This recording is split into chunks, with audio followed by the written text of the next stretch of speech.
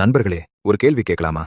ஒரு நனைந்த பலிபீடம், அதன் மேல் ஊற்றப்பட்ட 12 பீப்பாய் தண்ணீர். அப்படி இருக்கும்போது நெருப்பு பிடிக்குமா? மனிதர்களின் கணக்கில் அது முற்றிலும் சாத்தியமில்லாத விஷயம். ஆனால் அந்த நாளில் நடந்தது சாதாரண சம்பவம் இல்லை. அது தேவன் தம்மை வெளிப்படுத்திய ஒரு அற்புதமான தருணம். அந்த காலத்தில் இஸ்ரவேல் மக்கள் கர்த்தரை விட்டு விலகி பாகால் எனும் சிலை தெய்வத்தை பின்பற்ற ஆரம்பித்திருந்தார்கள். அதனால் தேசம் முழுவதும் 3 ஆண்டுகள் மழை பெய்யவில்லை. நிலம் காய்ந்து போனது. மக்கள் துன்பத்தில் இருந்தார்கள். அந்த சமயத்தில் தேவன் தீர்க்கதரிசியான எலியாவை மீண்டும் அனுப்பினார். அவர் ராஜாவான ஆகாபை நேராக சந்தித்தார். ஆகாப் கோபத்தோடு கேட்டான், இஸ்ரவேலை கலங்கப் பண்ணுகிறவன் நீதானா? அதற்கு எலியா மிகவும் துணிச்சலாக பதில் சொன்னார், இஸ்ரவேலை கலங்கப் பண்ணுகிறவன் நான் இல்லை, நீங்களும் உங்கள் தகப்பன் வீட்டாருமே. நீங்கள் கர்த்தருடைய கட்டளைகளை விட்டுவிட்டு பாகால்களை பின்பற்றினீர்கள். பின்னர் எலியா ஒரு பெரிய சவாலை வைத்தார். எந்த தேவன் அக்கினியால் பதிலளிக்கிறாரோ அவரே உண்மையான தேவன். ஒரு பக்கம் ஒரே ஒருவன் எலியா, மற்றொரு பக்கம் 450 பாகால் தீர்க்கதரிசிகள். காலை முதல் மதியம் வரை அவர்கள் பாகாலை நோக்கி கத்திக் கொண்டிருந்தார்கள். பாகாலே, எங்களுக்கு பதில் கொடு என்று சத்தமிட்டார்கள். ஆனாலும் ஒரு சத்தமும் இல்லை. அப்போது எலியா கொஞ்சம் கேலி செய்து சொன்னார், சத்தமாக கூப்பிடுங்கள். ஒருவேளை அவர் தியானம் செய்து கொண்டிருக்கலாம், அல்லது வேறு வேலைக்கு போயிருக்கலாம். அவர்கள் இன்னும் சத்தமாக கூப்பிட்டார்கள். தங்கள் உடம்பை கத்திகளால் வெட்டிக் கொண்டார்கள். ரத்தம் பெருக்கெடுத்து ஓடியது.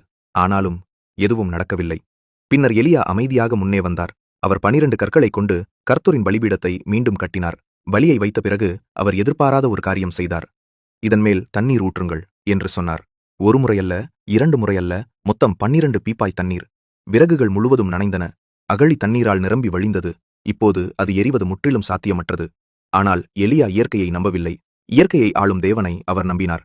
மாலை வேளையில் எலியா எளிமையாக ஜெபித்தார். ஆபிரகாம், ஈசாக்கு, இஸ்ரவேலின் தேவனாகிய கர்த்தாவே, நீரே தேவன் என்பதை இன்று இவர்கள் அறியும்படி செய்யும். அவர் ஜெபத்தை முடித்தவுடனே கர்த்தருடைய அக்கினி வானத்திலிருந்து இறங்கியது.